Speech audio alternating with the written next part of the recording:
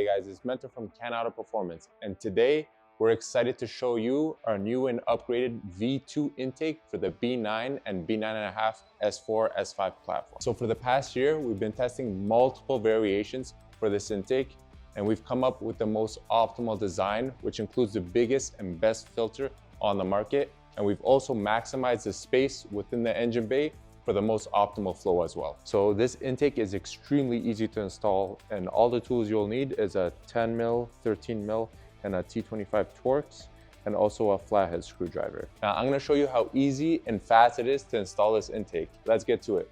So first step, we'll just take off the engine bay cover. The second step, we'll remove this radiator shroud. All you'll need is a flathead screwdriver, and you're gonna push into the top here and then just pull it up. Afterwards, you're just gonna pop it up slowly from underneath and then pull it out. The next step, we're gonna use the T25 Torx to remove the two screws that connect the air duct to the OEM intake box. Now with the T25 Torx screws removed, we can take this out. Next, we're gonna remove the stock intake pipe from our turbo inlet. All you'll need is a flathead screwdriver.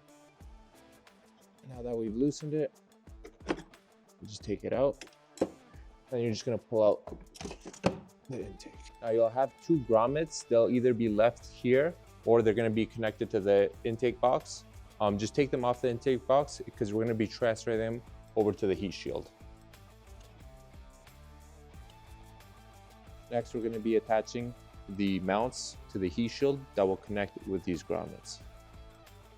Now first, you can just start by threading it with your hand, and then you're just going to use a 10 mil to tighten it. Attach the grommets. That's it. We're just going to attach the weather stripping onto the heat shield. You're just going to push it down as you're wrapping it around.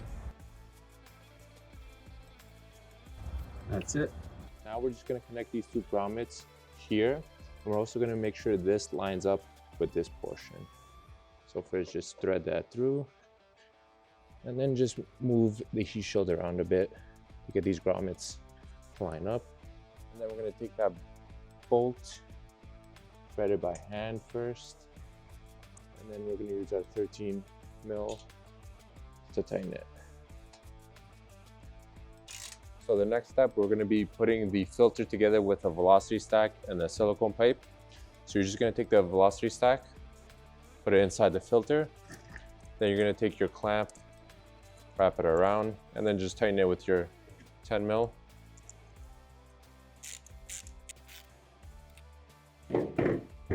Next, we're going to wrap the silicone pipe around the velocity stack, like so. Just make sure it goes all the way around. As you see, you're gonna grab the big clamp and put it around, and we're gonna tighten it with the 10 mil again. You will need a longer 10 millimeter socket in order to tighten this clamp all the way. As you can see, it's nice and snug. Now we're gonna attach the small clamp onto this side, which will attach to our turbo inlet. So next, we're gonna be attaching the filter and silicone pipe to the turbo inlet. And this is very easy. You're just gonna slide it on. And just make sure it goes in all the way around. And you're just gonna turn it and make sure it's lined up. You're just gonna pull back this clamp near the corner, not all the way, just near it, and we're just gonna adjust this as needed. And the final step is to tighten the clamp. If you do want to have the clamps lined up in a symmetrical fashion, you can just attach it onto the turbo inlet and then line them up afterwards. So you're just gonna want to make sure everything is snug. You don't have to put too much force. You just want to see if anything comes off easily, which it doesn't, and you're all set. Next, we're going to be attaching the duct that we took off earlier. And we're gonna tighten it with the T25 Torx screws.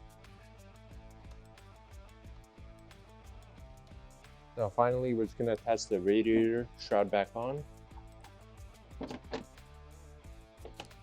Just like this.